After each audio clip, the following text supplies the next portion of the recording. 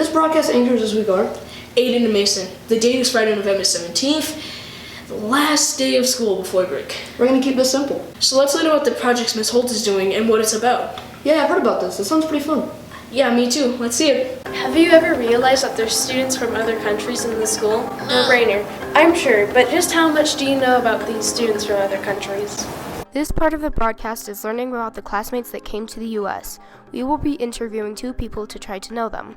Maybe some of these questions will help you get to know their homelands better than you already think you do. I'm Alyssa and I'm here with Kira. Quiero mandar un mensaje para como la gente que habla español y que no está muy segura de que, no sé, como hablar inglés, como que no tengan miedo porque es súper fácil si tienes confianza en ti mismo. First question, how hard is your language? When I come here, it was like kind of very difficult, but now I feel like I don't speak very perfect English, but I can like defend myself. I mean, I can talk with people and I feel comfortable with it. What is your favorite tradition? I think my favorite tradition is Christmas probably, and yeah, I think Christmas because it's like we have our own things. So yeah. When did you move to America? Probably 6 months ago. I'm here with Quynh Vu and I'm going to be asking her a few questions. Xin chào, tôi thích phát sóng. Do you like the Colorado flag? Yes, I like the color. Do you like the weather here? Yes, I like the weather. Would you like to become fluent in English? Yes. That was a lot of information. I know so much more about other states. I mean countries. I really need to learn more about other cities. I really want to become friends with at least one person. Wow, that was cool. Well, that wraps things up. Now back to you, anchors. That was truly tubular because I really like Colorado. Yeah, but do you know what is even more tubular? Empathy! Jake, show me an empathetic Coke. Nice one, kiddo. Thanks, let's just get into the path to empathy. Hello everyone, I'm Jessenia, And I'm Bryce. and today we will be doing the Thankful Chain with Mrs. Hilborn. Yay, let's get to it. Hi, this is Paige Reyes, and she's an 8th grade iPad team, and she did the chain, and we will be interviewing her. What are your thoughts about this? I think it's good, like they make the kids like learn how to like show their gratitude towards other people. What are your thoughts about this? I think it's good that they make the kids show gratitude towards certain things and not just like take everything for granted.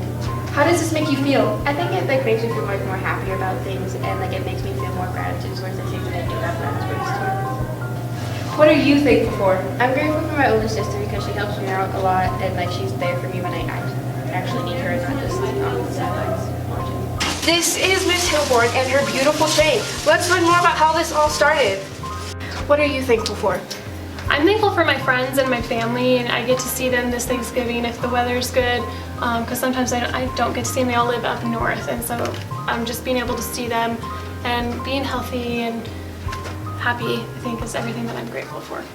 How does this make you feel? I noticed a lot of kids are getting really excited and they want to do more than one thing that they're grateful for, so I've had students do multiple chains. Some are writing paragraphs on their chains, and I think it's just kind of made people realize I actually have a lot more than I thought I did originally. So I've noticed an increase in unity in the school and a build-up community and more happier kids. Yeah. What was the purpose of starting this? I wanted to help the kids think of things that they have and to be more grateful for the things that they do have, because I know a lot of times, especially in middle school, kids are more envious of what they don't have.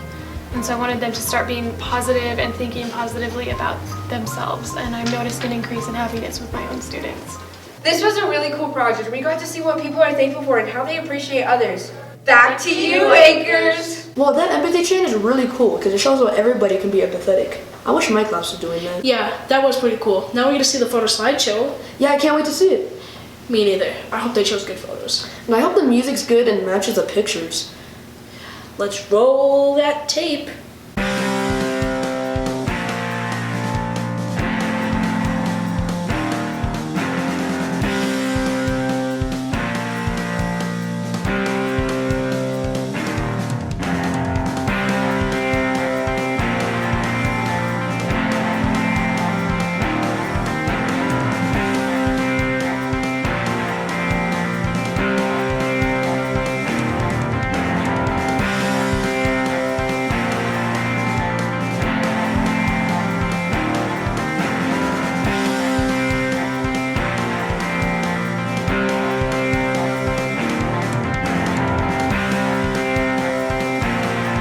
Those pictures were nice because they were focused and well chosen.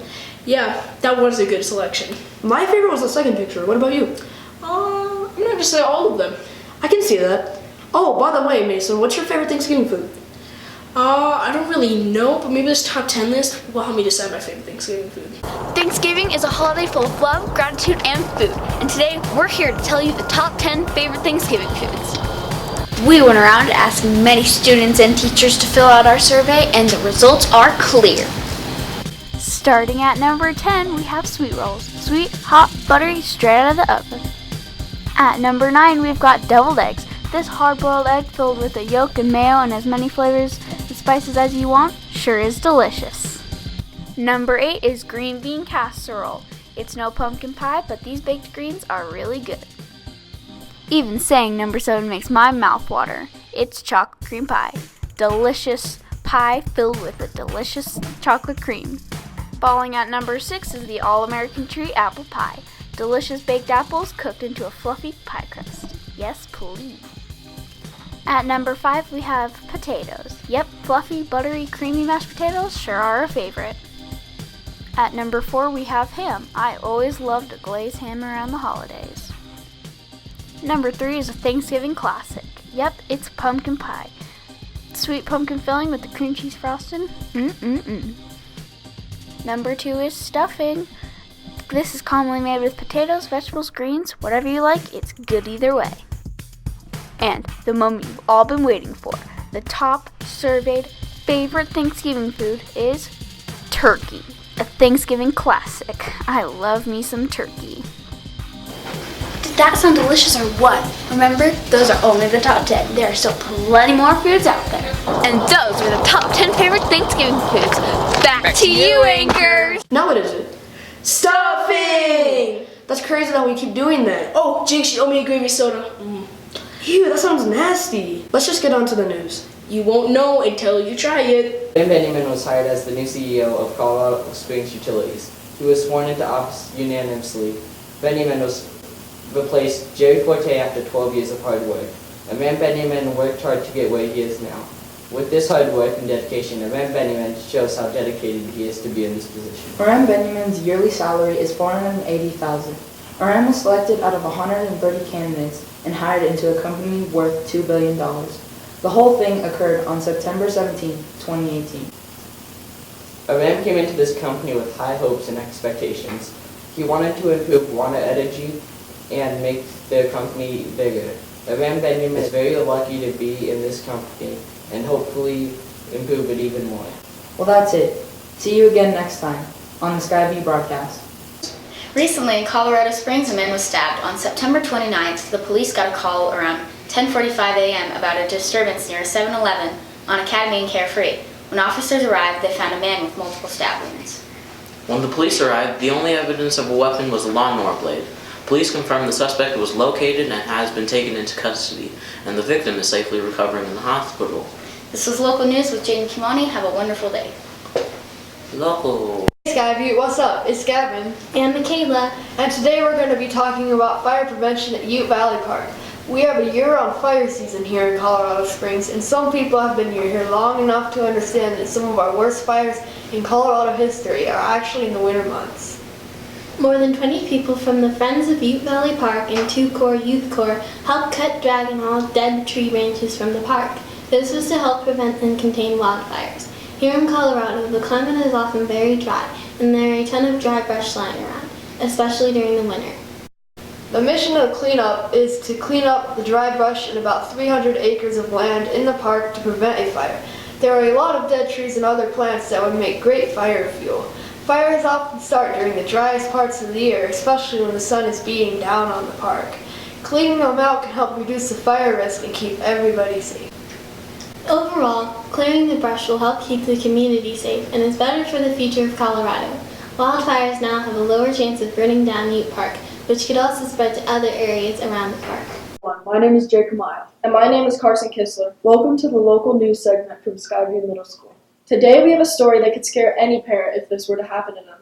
We have multiple reports of a very convincing scam going around. Scammers have been calling people's phone numbers, trying to get them to think that their kid has been kidnapped. These scammers aren't dumb either. They have created multiple different sound effects to fill you with fear. Some examples of that are parents have been reporting hearing screams or other sounds in the background of the phone call to show you that their kid has been kidnapped. The victim of the scam, a terrified mother, received a call one day from a man claiming to have kidnapped her youngest child. She immediately jumped into her car to go meet the scammer, who demanded a certain amount of money. Luckily for her, her oldest son called the school to see if the child was there and stopped the mom right in the driveway. As you all have heard, this scam could be a real threat to your family. Make sure you always report anything to the police if you feel necessary. We want to remind you to stay safe and pay attention to what's out there. Thank you all so much for watching. Have a great rest of your day. Hello, Skyview, and today we are here with the news regarding the new Switchback Stadium. As confirmed last summer, the Switchbacks are keeping up progress on the new stadium downtown. The Switchbacks are a local Colorado Springs soccer team that has been in league since 2014. Recently, in 2017, they just missed the playoffs for their first ever year. The United Soccer League is developing a third division, and to make sure they stay in the ranks, the Switchbacks build a new stadium. This stadium will be located off of I-25, and the field will be made of turf. Luke Vercallone is the Switchbacks player who has been with the Switchbacks FC for 4 years. He holds the all-time record in the Switchbacks for goals in a season, for assists in a season, and all-time goals.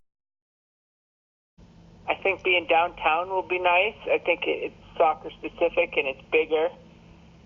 So I think we'll have a bigger crowd and it will be a better venue for the players and for the fans. The maximum capacity will greatly increase. They will also be pairing with wider apartment homes to give residency to the players. I don't mind them. I think that's pretty cool. I think that was a necessary part for creating the stadium because of that partnership with Widener.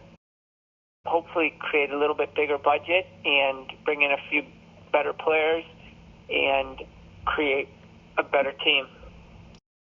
The stadium will be finished in 2020. Its location is near Marjorie Power Plant downtown on the corner of Cimarron and Selwatch. Hopefully this will be a new horizon for the Switchbacks. I think it's important to have local news. Well, there is local news. What about the school news, Aiden? Isn't that what this is? Yes and no. What I mean is like the announcements. Oh, isn't that next? Yes, it is. Let's learn more about the school and events. Archery is starting December 3rd through December 13th. Skyview Middle School in the Little Gym, 7 a.m. to 7:30 a.m.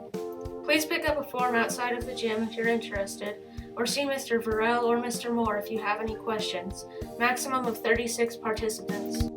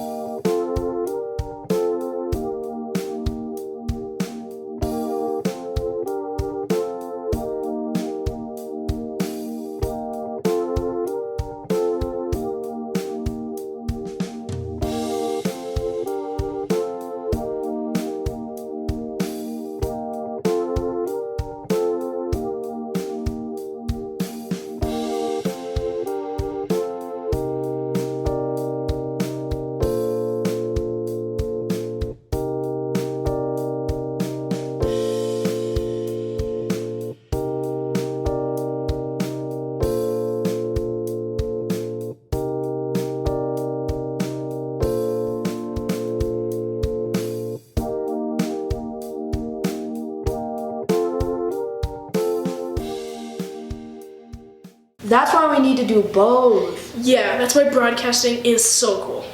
Oh, thinking about it, it's almost over. Oh, really? It's the end already? Yeah, but I'm pretty excited for break.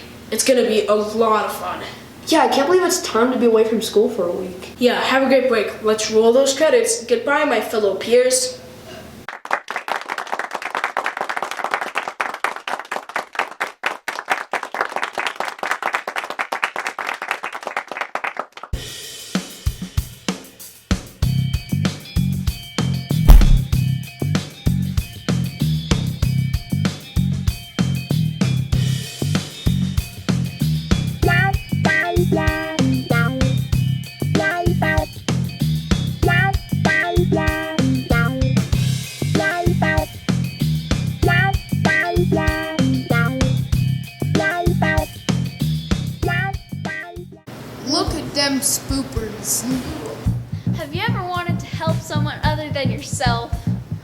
No! Harvest of Love. It is good. Come here, Alicia. Come here, Alicia. Elmore! Oh, if you have any questions, please don't film me. Oh no. What did you just say you didn't like? Did you just say you didn't like fish sticks?